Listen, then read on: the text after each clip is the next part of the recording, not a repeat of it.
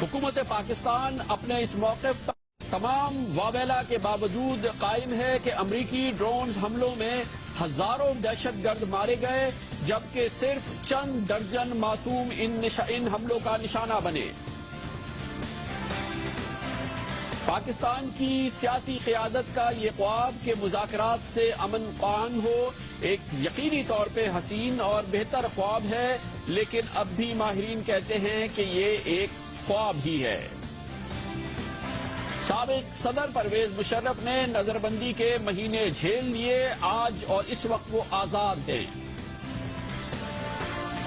आज दिलचस्प मंजर नजर आया इस्लामाबाद में, जब पार्लियामेंट हाउस के बाहर एक और पार्लियामेंट सज गई। बाहर ज्यादा मेंबर थे, अंदर कम।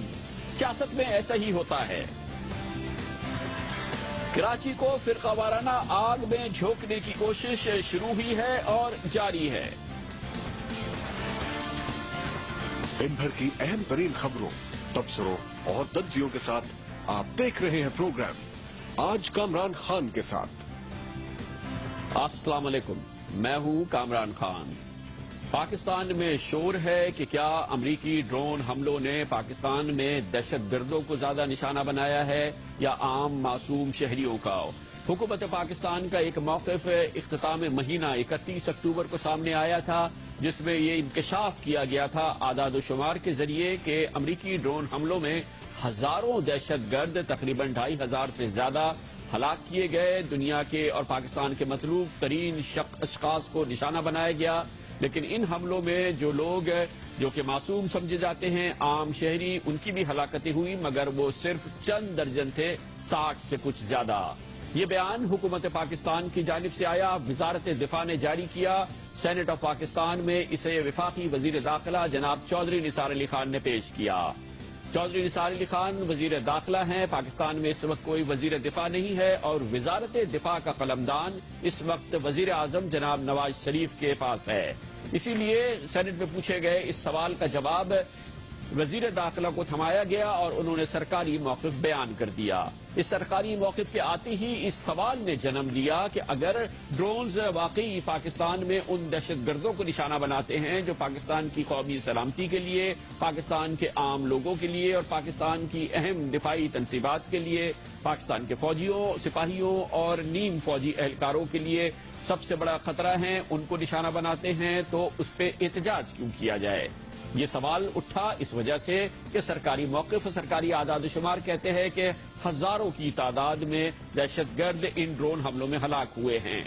इसके साथ ही ये बात भी सामने आई कि उस वक्त के जिस वक्त पाकिस्तान अमेरिका से कहता है कि ड्रोन हमले बंद कर दिए जाएं, उसी वक्त पाकिस्तान का सबसे मतलूब शख्स, जिसके लिए खुद हुकूमत पाकिस्तान ने, मौजूदा हुकूमत ने और आज भी इसके लिए हकीमुल्लाह महसूद के लिए हुकूमत पाकिस्तान ने 5 करोड़ रुपए रखे थे कि उनकी गिरफ्तारी की जो मालूमात देगा या उनके खिलाफ भरपूर कोई कार्रवाई करने की सुराग देगा तो उसे हुकूमत पाकिस्तान 5 करोड़ रुपए देगी। ये वाकया हो गया और जिसके बाद ड्रोन हमलों के हवाले से इस बहस ने एक नया रुख ले लिया। आज भी सबसे अहम बात यह है कि वजारत दिफा हुकूमत पाकिस्तान इस मौक़िफ़ पर कायम है कि इन ड्रोन हमलों में दहशतगर्दों का ही नुकसान हुआ है और पाकिस्तान की कौमी सलामती को नुकसान पहुंचाने वाले हजारों लोगों को हलाक किया गया है। 30 अक्टूबर को वजारत दिफा की जानिब से जो सरकारी बयान दिया गया था, जिसपे आज भी और हमने अब से थोड़ी देर कबल वजारत दिफा से इस सिलसिले में 2 टोक मौक़िफ़ भी हासिल किया है, वो बरकरार है इस बात पे कि 2008 से लेकर अब तक पाकिस्तान पर 317 ड्रोन हमले हुए हैं। इनमें हलाक शुदागान दहशतगर्द जो हैं हुकूमत पाकिस्तान के मुताबिक वो 2160 हैं, जबकि जाँ बहक होने वाले मासूम शहरी सिर्फ 67 हैं।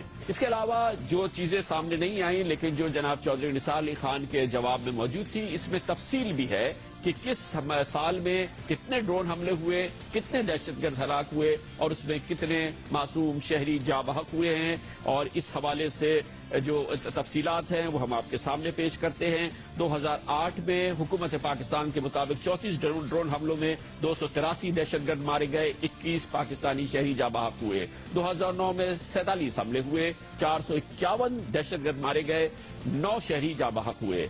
हुकूमत पाकिस्तान का सरकारी मौक़िफ़ यह है कि सन 2010 में 115 ड्रोन हमले हुए, इसमें 751 दहशतगर्द निशाना बने और सिर्फ 2 पाकिस्तानी शहरी इसमें जाबाक हुए।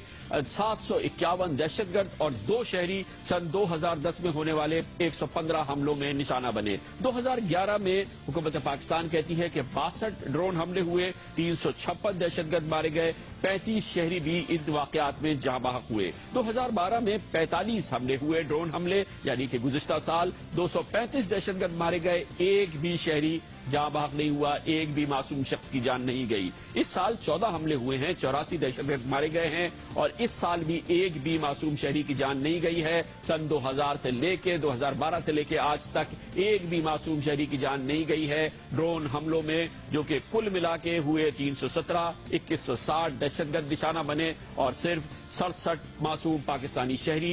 ये अहमियत की बात यह है कि आज भी हुकूमत पाकिस्तान का मौक़िफ़ है और जितने भी बयान सामने आए हैं, आज वज़ारत दिफा से हमने जब बात की है तो वज़ारत दिफा कहती है कि ये आदाद शुमार पूरी मालूमात की बुनियाद पर दिए गए हैं और यही आदाद शुमार हैं जो कि हकीकत हैं। इस सिलसिले में ये बात भी बहुत अहम है कि 7 दिन हो गए हैं, इस सिलसिले में हुकूमत पाकिस्तान की जानिब से या वज़ारत दिफा की जानिब से कोई बाज़ाब्ता, कोई सरकारी मौक़िफ़ इसकी तरदीद के लिए जारी नहीं हुआ है।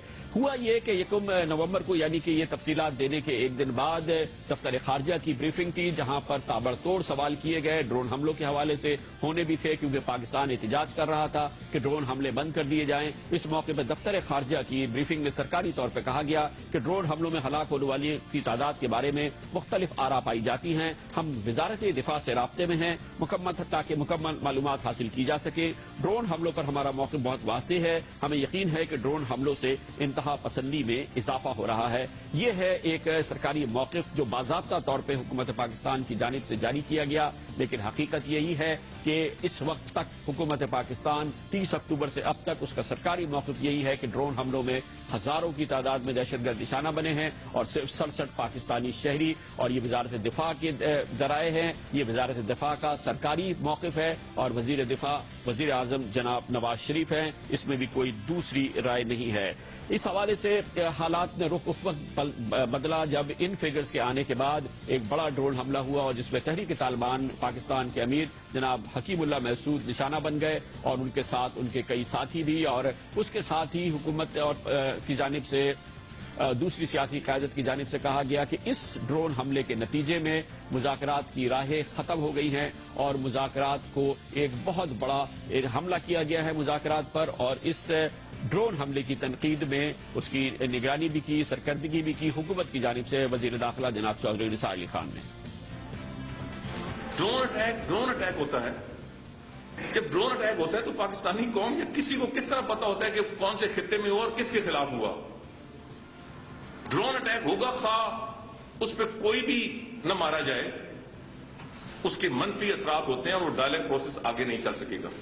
मैं किस तरह डायलॉग की बात कर सकता हूं जब मेरे सेन में मेरे बच्चों की, मेरी माओं की, मेरी बहनों की, बेना लोगों की लाशें मेरे सेन में पड़ी हों, तो मैं किस तरह डायलॉग कह सकता हूं? अहमियत की बात यह है कि इस ड्रोन हमले से पहले और मुज़ाकरात के लिए पाकिस्तान की सियासी क़यादत के फैसले के बाद एक बड़ा हमला हुआ था जिसमें पाकिस्तानी फौज के major general Sanaullah Khan Niazi, colonel Tausif और एक और अहलकार शहीद हो गए थे।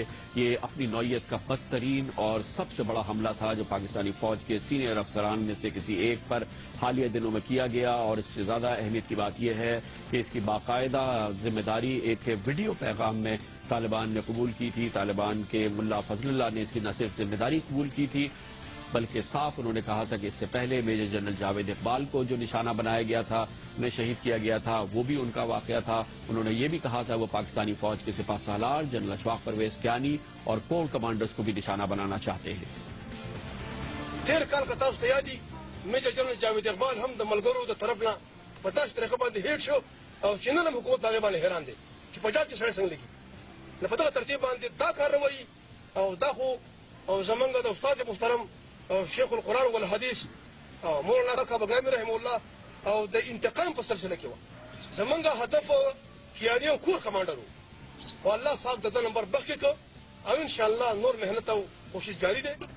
اس بیان کے باوجود اور ان تمام ذمہ داریوں کے باوجود جو تحریک طالبان بہت دلیری سے جس کو ایکسیپٹ کرتی ہے، پاکستان میں ہونے والے جتنے بھی بڑے واقعات ہیں جن میں تحریک طالبان نے حصہ لیا ہے، تحریک طالبان ہمیشہ اس کا نہ صرف یہ کہ صحافیوں سے رابطہ قائم کر کے ذمہ داری قبول کرتی ہے، بلکہ کئی واقعات میں اس قسم کے ویڈیو پیغامات بھی سامنے آتے ہیں جیسا کہ آپ نے دیکھا۔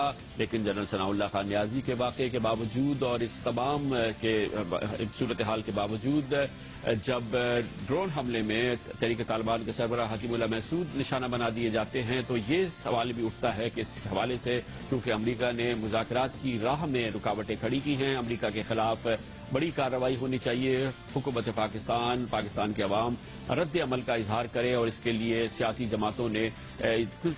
جماعتوں نے خاص طور پہ اس سلسلے میں بڑی مستعدی سے اعلانات بھی کیے اور یہ بھی کہا کہ وہ ہر صورت میں نیٹو سپلائیز کو روک دیں گے، امریکہ کو سزا دیں گے۔ لیکن اسی صورتحال نے جس پوزیشن کو جنم دیا جس میں پاکستان کی سیاسی قیادت اور سیاسی جماعتیں مکمل طور پہ بڑھ گئی ہیں، اور اس وقت صورتحال یہ ہے کہ وہ لوگ یا وہ سیاسی جماعتیں یا وہ سیاستدان جو کہ پارلیمنٹ میں موجود ہیں وہ انتہائی قلیل اکثریت میں ہیں جو کہ امریکہ کے خلاف کسی رد عمل کا مطالبہ کر رہے ہیں، جبکہ وہ لوگ ایک بڑی اکثریت میں ہیں جو کہ اس حملے پر احتجاجاً باتیں تو کر رہے ہیں مگر کسی رد عمل کی بات نہیں کرتے۔ اس وقت پاکستان مسلم لیگ نون، پاکستان پیپلز پارٹی، MQM، مسلم لیگ فنکشنل، پختونخوا عوامی ملی پارٹی، عوامی نیشنل پارٹی، مسلم لیگ قاف، PNP، نیشنل پارٹی، آل پاکستان مسلم لیگ نون ان کسی بھی رد عمل کے خلاف ہیں جو امریکہ کے خلاف ہونا چاہیے، جبکہ امریکہ کے خلاف رد عمل کی حمایت کر رہی ہے تحریک انصاف، جمعیت علماء اسلام فضل الرحمان، جماعت اسلامی، قومی وطن پارٹی، مسلم لیگ ضیاء، عوامی مسلم لیگ، عوامی جمہوری اتحاد، اور آج کی قومی اسمبلی میں اس وقت تقریباً 276 اراکین ایسے ہیں جو نہیں چاہتے کہ امریکہ کے خلاف کسی قسم کے رد عمل کا اظہار ہو، جبکہ 55 اراکین ایسے ہیں جو کہ یہ چاہتے ہیں کہ امریکہ کے خلاف رد عمل ہو، نیٹو سپلائیز روک دی جائیں۔ صاف یہ لگتا ہے کہ پاکستان کی جمہوری سیاسی قیادت نے اس مطالبے کو مسترد کر دیا ہے، مگر یہ احتجاج جاری رکھتے ہیں۔ وہ کہتے ہیں کہ ڈرون حملے ضرور بند ہونے چاہیے، چاہے ہمارے سرکاری اعداد و شمار اس سلسلے میں کچھ بھی کہتے ہیں۔ اور اب تحریک انصاف کے سربراہ عمران خان جن کی جماعت کی پختونخوا میں حکومت ہے، انہوں نے 20 نومبر کی ڈیڈ لائن دی ہے اور اس کے بعد انہوں نے کہا ہے کہ ان کی جماعت نیٹو سپلائیز روک دے گی خیبر پختونخوا میں۔ ہم تنگ آ گئے اس جنگ سے، ہمارے لوگ تباہ ہو گئے، اور ہم اب آپ نے اس ملک پہ ڈرون اٹیک کیا، ہم آپ کے نیٹو سپلائیز بند کریں گے، ہم UN سیکورٹی کاؤنسل میں جائیں گے، اور جو بھی ہوگا ہم ساری قوم اکٹھا مل کے اس کو فائٹ کریں گے۔ ہم نے فیصلہ کیا ہے کہ 20 تاریخ تک 20 نومبر کو 20 کے بعد ہم دیکھیں گے رد عمل گورنمنٹ کا، اور میں امید رکھتا ہوں کہ گورنمنٹ پوری قوم کو ساتھ لے کے ایک بن کے سٹینڈ لے گی، لیکن ہم نے پھر اپنا فرض ادا کرنا ہے اپنی قوم کو، اور ہم نیٹو کے سپلائیز بند کریں گے پختونخوا کے اندر۔ یہ بات آپ کو ضرور یاد دلانا ضروری ہے کہ نیٹو سپلائیز پاکستان نے پہلے بھی بند کی ہیں، پہلے ایسا نہیں ہوا ہے کہ نیٹو سپلائیز بند نہیں کی گئی ہیں۔ جب نیٹو کا حملہ ہوا تھا سلالہ چیک پوسٹ پہ اور پاکستان کی فوج کے 24 اہلکار اس میں شہید ہو گئے تھے، حکومت پاکستان نے رد عمل کا اظہار کیا تھا اور فوری طور پہ نیٹو سپلائیز روک دی تھی۔ 29 نومبر 2011 کو پاکستان کے راستے مغربی فوجوں کی تمام سپلائیز روک دی گئی تھی اور یہ جاری رہی 5 جولائی 2012 تک، جب کابینہ کی دفاعی کمیٹی نے فیصلہ کیا کہ نیٹو سپلائیز بحال کر دی جائے۔ کل ملا کے تقریباً 8 مہینے تک نیٹو سپلائیز پاکستان کے راستے بند رہی۔ ہمیں نہیں پتا کہ اس کا افغانستان کے آپریشن پہ کتنا اثر پڑا، لیکن یہ ضرور پتا ہے کہ اس دوران ڈرون حملے نہیں رکے اور ڈرون حملے اسی مستعدی سے اور اسی تیزی سے ہوتے رہے جیسے اس سے پہلے ہوتے تھے۔ نیٹو سپلائیز ہم نے بند کر کے دیکھ لی مگر اس کا ڈرون حملوں پہ کوئی اثر نہیں ہوا۔ دیکھنا یہ ہے کہ اگر ایک بار پھر نیٹو سپلائیز بند ہو جاتی ہیں تو کیا اس سے وہ ہدف جو کہ سب سے اہم ہے یعنی کہ ڈرون حملے بند کر دیے جائیں وہ ہوتے ہیں یا نہیں۔ لیکن سب سے اہم بات یہ ہے کہ حالیہ ڈرون حملے میں جس میں حکیم اللہ محسود کو نشانہ بنایا گیا اس میں سیاسی قیادت کا خیال یہ ہے کہ اس سے مذاکرات کی راہ کو غیر ہموار کر دیا گیا ہے، مذاکرات پہ حملہ کیا گیا ہے یہ بھی کہا گیا ہے، لیکن یہ بھی ٹھنڈے دل سے سوچنے کی بات ہے کہ واقعی مذاکرات کے لیے تمام تیاریاں مکمل تھی، کیا واقعی مذاکرات کے لیے راہیں ہموار ہو چکی تھی، اور کیا واقعی اس بات کا کسی صورت سے کوئی امکان نمودار ہو رہا تھا کہ مذاکرات کے راستے ان تمام گروہوں سے کسی بھی صورت سے امن قائم ہو جائے گا۔ اس کا جائزہ لیتے ہیں کمرشل بریک کے بعد۔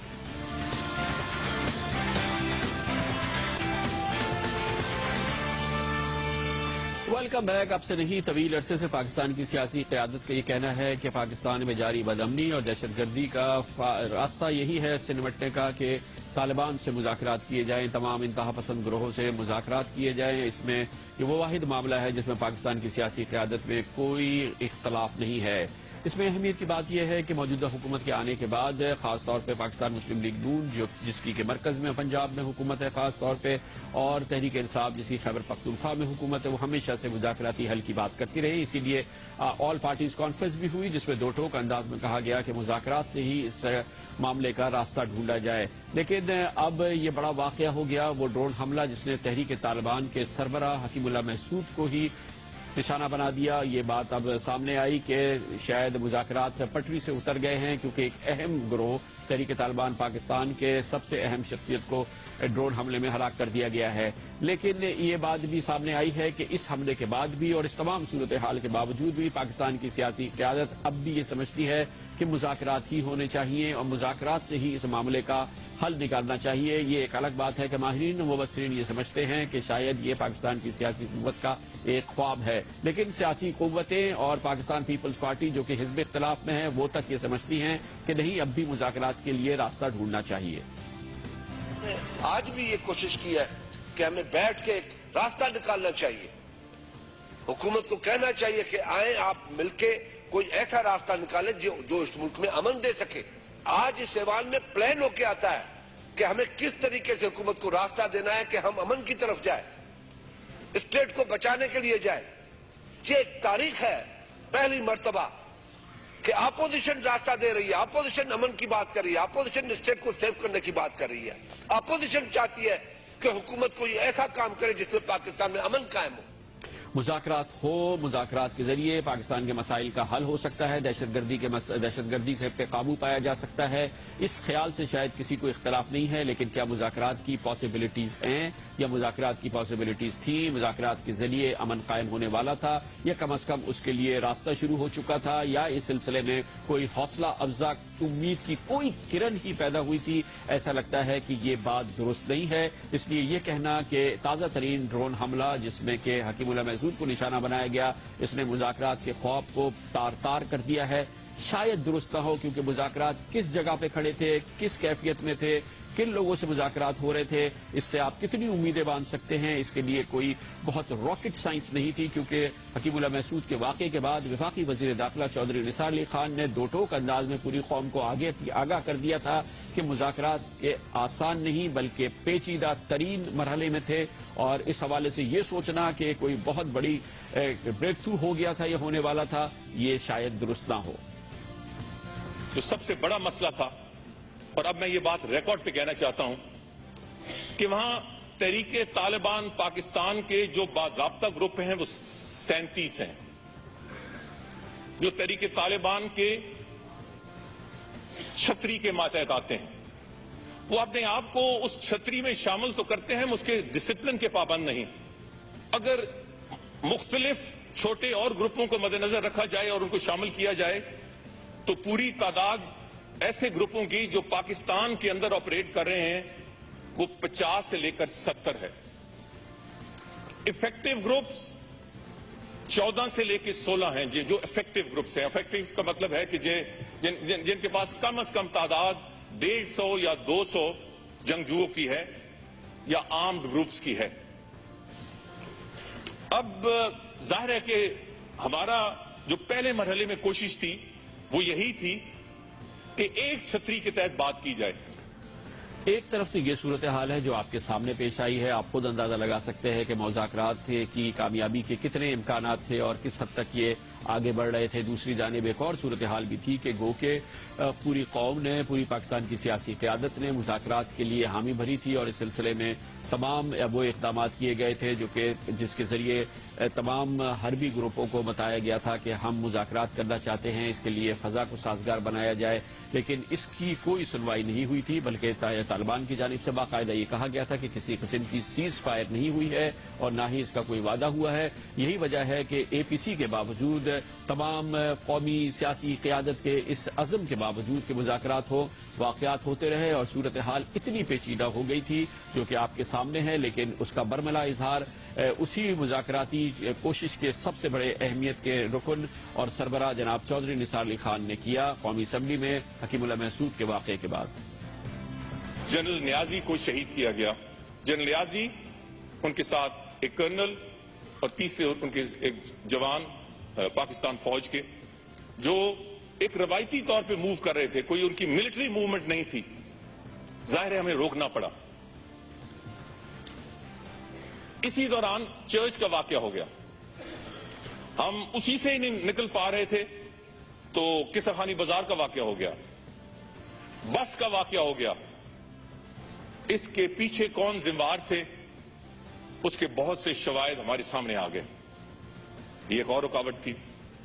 جب یہ ریکارڈ سامنے ہیں تو آگے کس طرح بڑھا جائے؟ تو جو حالات اور واقعات میرے سامنے تھے، میں نے ایک فکرے سے اس کی وضاحت کی کہ جب لاشیں آپ کی صحن میں پڑی ہوں تو پھر آپ مذاکرات نہیں کر سکتے۔ تو مذاکرات نہیں کر سکتے، یہ تھی صورتحال جو کہ مذاکرات کے حوالے سے تھی۔ تو ہمیں یہ دیکھنا پڑے گا کہ کیا واقعی اس تازہ ترین واقعے کی وجہ سے مذاکرات کو ناقابل تلافی نقصان پہنچا دیا گیا، یا وہ خواب جو شرمندہ تعبیر ہونے والا تھا وہ تار تار ہو گیا، یا وہ ایک خوفناک خواب میں تبدیل ہو گیا۔ یہ تو ابھی کی صورتحال ہے۔ جب سے یہ کیفیت شروع ہوئی، مذاکرات کی باتیں شروع ہوئی، ماہرین اور مبصرین نے کہا کہ اس سے پہلے نہ صرف مذاکرات ہوئے ہیں بلکہ معاہدے بھی ہوئے ہیں، وہ سب کے سب بیکار ثابت ہوئے ہیں۔ اس لیے اس وقت بھی مذاکرات سے کوئی حل نکل آئے اس کی امید بہت کم ہے۔ آپ اس سلسلے میں امید ضرور لگا سکتے ہیں، مگر ماہرین نے پہلے ہی اس سلسلے میں مبصرین نے خبردار کیا تھا۔ طالبان نے بھی جو شرط لگائی ہے ڈرون حملوں کی بندش کی، میرے خیال میں نہ وہ علماء کرام کے بس میں ہے اور نہ حکومت کے بس میں ہے کہ وہ ڈرون حملے بند کرا دے۔ اور طالبان نے یہ کہہ دیا ہے میری معلومات کے مطابق کہ جنگ بندی تب ہو سکتی ہے کہ حکومت ہر طرح کی کارروائیاں بھی بند کر دیں اور ڈرون حملے بھی بند کر دیں۔ اب ظاہری بات ہے کہ اس پہ مجھے نہیں لگتا کہ حکومت یا آمادہ ہوگی یا حکومت طالبان کی خواہش کے مطابق کچھ کر سکے گی۔ باقاعدہ آپ کو اندازہ ہو رہا ہے کہ کیا واقعی مذاکرات کے عمل سے ہم کس جانب بڑھیں گے؟ صرف اس وقت جو زمینی حقائق ہیں وہ آپ کے سامنے میں نے رکھے ہیں، دوسری جانب ڈرون حملوں کے حوالے سے بھی سرکاری موقف ہے، زمینی حقائق ہیں، اس میں کہیں پہ بھی ہمارا اپنا تبصرہ یا ہمارے اپنے حقائق نہیں ہیں، وہ بھی آپ کے سامنے ہیں کہ ڈرون حملوں سے کیا نتیجہ نکلا ہے۔ اور دوسری جانب اب یہ صورتحال ہے کہ مذاکرات کے لیے دوبارہ پاکستان کی سیاسی قیادت چاہتی ہے کہ اس سلسلے میں مذاکرات کر لیے جائیں۔ حکیم اللہ محسود کا واقعہ ہو چکا ہے، ڈرون حملے ہو رہے ہیں، آئندہ بھی ہوں گے، اور اس بات کی کوئی گارنٹی نہیں ہے کہ جو نیا امیر بنتا ہے تحریک طالبان کا یا طالبان کے کوئی اور لوگ امریکہ کے نشانے پہ آتے ہیں تو وہ ایک بار پھر ڈرون حملوں کا نشانہ بنیں گے۔ اس لیے اندازہ لگانا مشکل نہیں ہے کہ اس حوالے سے کتنی ہمیں توقع لگانی چاہیے۔ حکیم اللہ محسود کے واقعے کے بعد مذاکرات کی کیفیت اور ان کی کامیابی کے امکانات پر روشنی ڈالی ہے خصوصی رپورٹ میں ہمارے نمائندہ خصوصی سید عارفین نے، جنہوں نے پشاور میں یہ رپورٹ مرتب کی۔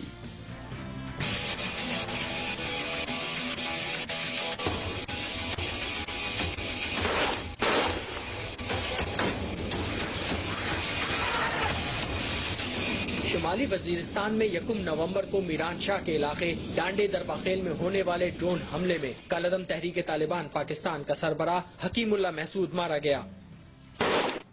اس واقعے کے بعد اتوار کی رات ترجمان کالعدم تحریک طالبان پاکستان کی جانب سے ایک بیان سامنے آیا کہ اب حکومت کے ساتھ مذاکرات نہیں ہو سکتے۔ اس نئی صورتحال کے بعد سوال اٹھائے جا رہے ہیں کہ کیا اب مذاکرات کا عمل دوبارہ شروع ہو سکے گا؟ ان کا رد عمل ہوگا وہ غصے کا ہوگا، اور فوری طور پر تو ہو سکتا ہے کہ وہ مذاکرات کرنے سے انکار کر دیں اور اس کے ساتھ ساتھ بدلے کی باتیں بھی چلیں۔ مگر حکیم اللہ صاحب کی جو شخصیت تھی وہ کچھ اس قسم کی تھی کہ ان کے ہوتے ہوئے شاید یہ مذاکرات بہت مشکل ہوتے، اور ان کے سین سے ہٹ جانے کے بعد شاید کیا کہتے ہیں جو نئی لیڈرشپ آئے طالبان کی، اس کی وجہ سے شاید مذاکرات کا جو عمل ہے وہ بہتر طریقے پر چل سکے۔ ماضی میں بھی طالبان اور دیگر جنگجوؤں سے مذاکرات کیے جا چکے ہیں 2004 میں اس وقت کے corps commander Peshawar lieutenant general Safdar Hussain نے جنوبی وزیرستان کے جنگجو کمانڈر نیک محمد وزیر کے ساتھ شقی معاہدہ کیا۔ 2008 میں حکومت نے کل عدم تحریک طالبان پاکستان کے بانی بیت اللہ محسود کے ساتھ مل بیٹھنے کا فیصلہ کیا۔ 2009 میں ایک دفعہ پھر سوات میں شدید خونریزی کے بعد سوات کے طالبان کمانڈر ملا فضل اللہ اور کل عدم تحریک نفاذ شریعت محمدی کے سربراہ صوفی محمد کے ساتھ مالاکنڈ ایجنسی کے حوالے سے معاہدہ کیا گیا۔ تمام معاہدے ناکام ہوئے، جس کے بعد راہ راست اور راہ نجات نامی فوجی آپریشن بھی کیے گئے۔ ماضی کے ان تلخ اور خونی تجربات کو مد نظر رکھتے ہوئے اس نقطے کا مشاہدہ کرنا بہت ضروری ہے کہ نواز شریف حکومت کی جانب سے شروع کیا جانے والا بات چیت کا عمل کس حد تک کامیاب ہوگا۔ اس پر بھی حکومت کو کچھ غور کرنا چاہیے نا کہ ان کو اس کے بعد ہم نے کیا کرانا ہے۔ کوئی نوکری سکھانی ہے، کوئی ہنر سکھانا ہے، کوئی کام سکھانا ہے، کس طرح ان کو اس قابل کریں گے کہ اپنی معاش پوری کر سکے، اپنی ضروریات پوری کر سکے۔ اور اگر یہ کرنے کو تیار ہو جائیں گے تو وہ آپ نے جو بات کہی وہ بھی بڑی ضروری ہے کہ ایک ان کو رتبہ حاصل ہو گیا ہے سوسائٹی میں دہشت گردی کی وجہ سے، دھندناتے ہوئے پھرتے ہیں، 8-10 ان کے پیچھے ہتھیار شدہ لوگ ہوتے ہیں ان کی حفاظت کرنے کے لیے، اور اس طرح وہ آتے ہیں چھاتی چوڑی کر کے، کیا وہ رتبہ چھوڑ کے نیچے آنے کو تیار ہوں گے؟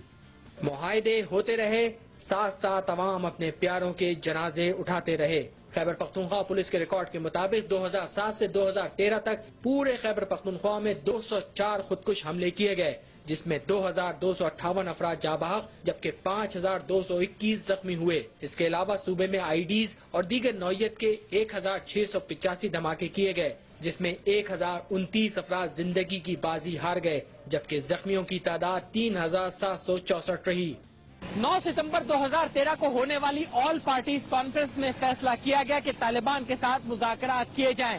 اس حوالے سے فاٹا ریسرچ سینٹر کی جانب سے فاٹا کی تمام 7 قبائلی ایجنسیوں میں سروے کیا گیا، جس میں 77% عوام نے رائے دی کہ مذاکرات ہونے چاہیے۔ فاٹا ریسرچ سینٹر کے ایگزیکٹو ڈائریکٹر سیف اللہ محسود کے مطابق قبائلی عوام نے اس جنگ میں بے پناہ قربانیاں دی ہیں، حکومت کو ان کی رائے کا احترام کرنا چاہیے۔ مذاکرات کا راستہ مستقبل میں ممکنہ سخت فیصلے کے لیے بھی استعمال کیا جا سکتا ہے۔ حکیم اللہ محسود کی سربراہی میں کل عدم تحریک طالبان پاکستان نے دہشت گردی کی بے شمار کارروائیوں کی ذمہ داری قبول کی۔ انتہائی باخبر ذرائع کے مطابق حکام کے لیے مذاکرات کرنا آسان نہیں تھا۔ اب صورتحال مختلف ہوگی۔ پروگرام آج کامران خان کے ساتھ کے لیے کیمرامین رضوان شیخ اور سشیل یونس کے ہمراہ سید عارفین، جیو نیوز، پشاور۔ تحریک طالبان اپنا نیا امیر منتخب کر رہی ہے اور اس حوالے سے مختلف خبریں آ رہی ہیں۔ نیا امیر منتخب ہوتا ہے اور وہ مذاکرات کے حوالے سے کیا کہتا ہے، یہ بھی بہت اہم پیش رفت ہوگی۔ لیکن اب ہم لیں گے کمرشل بریک، جس کے بعد ہم ذکر کریں گے اسلام آباد میں سامنے آنے والی ایک بڑی خبر۔ سابق صدر پرویز مشرف اب رہا ہو چکے ہیں اور وہ تمام مقدمات جن میں وہ مطلوب تھے، جن میں ان کے خلاف کارروائی ہو رہی تھی، فیصلہ کن انداز میں شواہد سامنے آئے ہیں کہ وہ ان میں سے کسی میں بھی ملوث نہیں ہیں۔ اس کے بارے میں بات کرتے ہیں کمرشل بریک کے بعد۔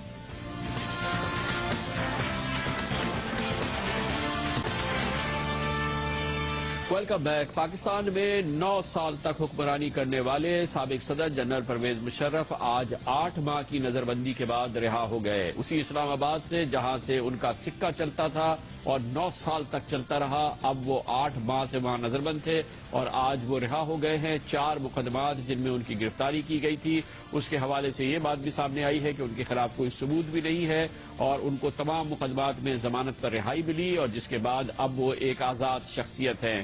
جنرل پرویز مشرف نے پچھلے 8 مہینے گو کے نظر بندی میں گزارے، لیکن یہ نظر بندی انہوں نے اپنے اسلام آباد کے چک شہزاد کے فارم ہاؤس میں گزاری اور اس دوران وہ تمام مقدمات، وہ الزامات جو ان کے خلاف لگ سکتے تھے لگائے گئے، مقدمات قائم کیے گئے، اور اب یہ واضح طور پہ نظر آ رہا ہے کہ انہوں نے یہ فیز گزار لیا ہے۔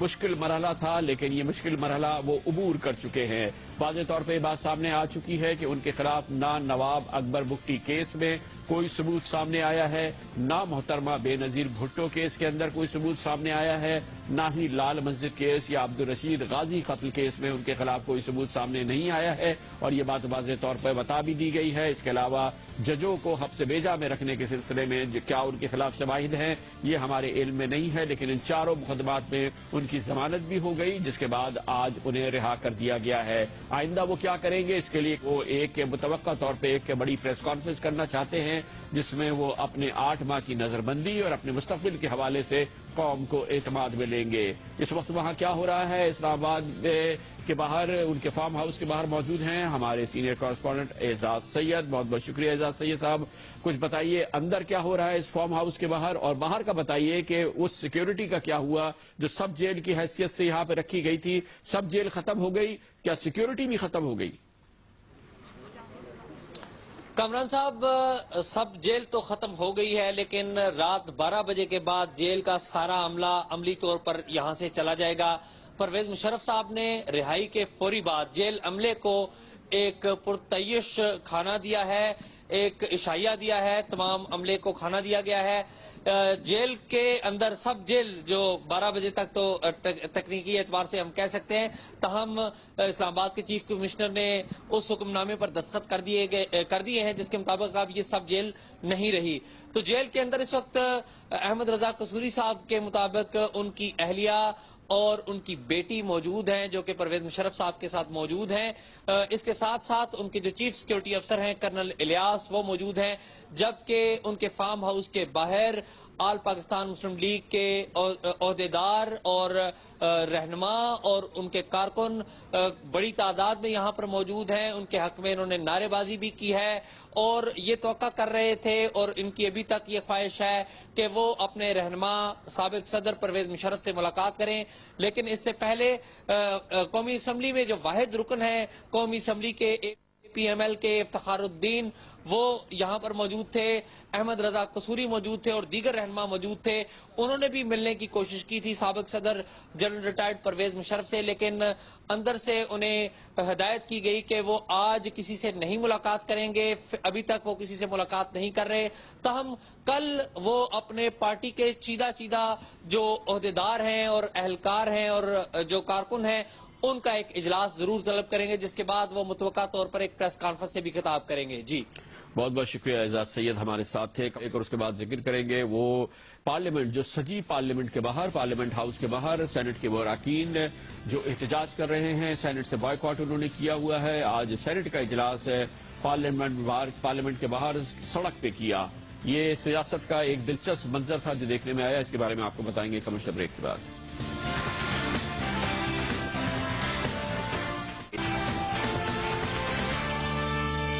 غلط جواب دیے گئے۔ آئے آئے آئے آئے ویلکم ویلکم، آئے آئے آئے آئے آئے آئے آئے شیر علی صاحب آئے، شیر علی صاحب آئے، آپ آئے۔ یہ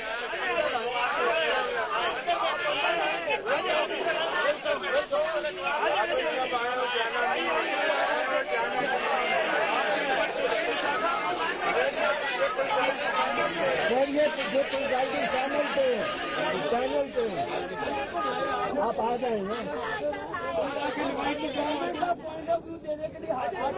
آ جائیں گے۔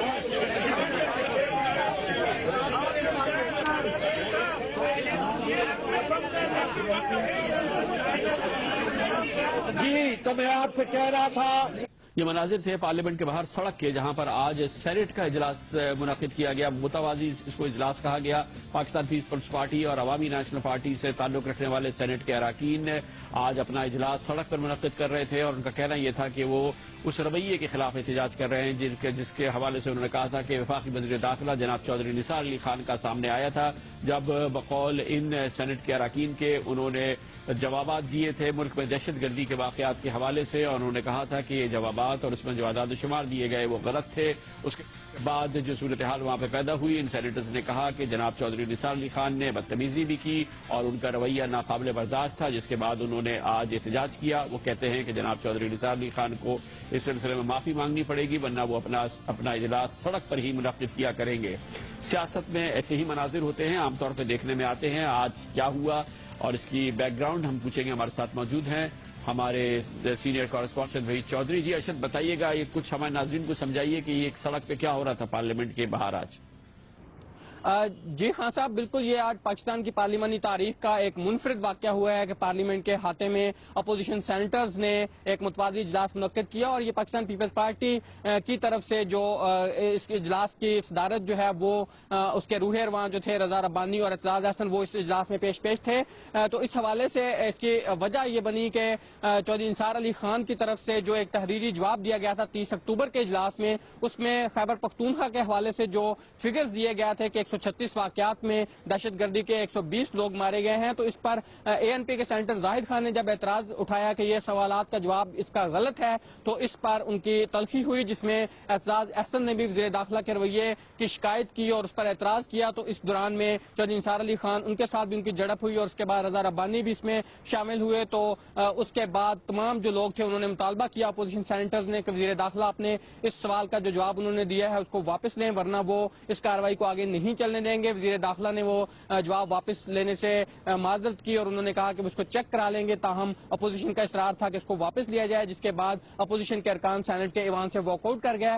اس دوران حکومت نے منانے کی کوشش کی، تاہم وہ نہیں واپس آئے، اور ان کا مطالبہ تھا کہ وزیر داخلہ اس جواب کو واپس لیں، جس کے بعد دونوں فریقین اپنے موقف پر ڈٹے رہے. اور بلاخر آج اپوزیشن نے ایک ایجنڈے کے تحت سینٹ کا جو متبادل اجلاس ہے وہ باہر منعقد کیا، اور اس کا ایک ایجنڈا جاری بھی کیا گیا، جس میں تمام جو اپوزیشن کے سینیٹرز تھے ان کا مطالبہ تھا کہ وزیر داخلہ کا جو رویہ ہے وہ اس پارلیمنٹ کو یرغمال بنانے والا ہے اور اس کو کسی طور قبول نہیں کریں گے. یہ بھی دلچسپی کی بات ہے کہ آج اراکین کی زیادہ اکثریت سڑک والے اجلاس میں تھی اور کم اکثریت اندر سینٹ کے ہال میں. کمرشل بریک اور اس کے بعد ذکر کرتے ہیں کراچی کو فرقہ وارانہ فسادات میں جھونکنے کی کوشش اور سازش سامنے آ رہی ہے، اور آج بھی اس کے اثرات دیکھنے میں آئے. پولیس کیا کر رہی ہے یہ پوچھیں گے کمرشل بریک کے بعد.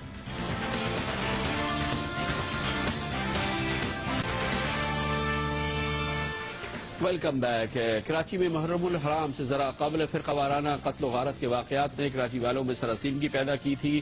آج اس حوالے سے کوئی بڑا واقعہ نہیں ہوا، کوئی تازہ قتل فرقہ وارانہ نوعیت کا نہیں ہوا، گو کہ آج بھی کراچی میں 5 ہلاکتیں ہوئی ہیں اور 3 دن میں ہلاک ہونے والوں کی کل تعداد اب 27 ہو چکی ہے.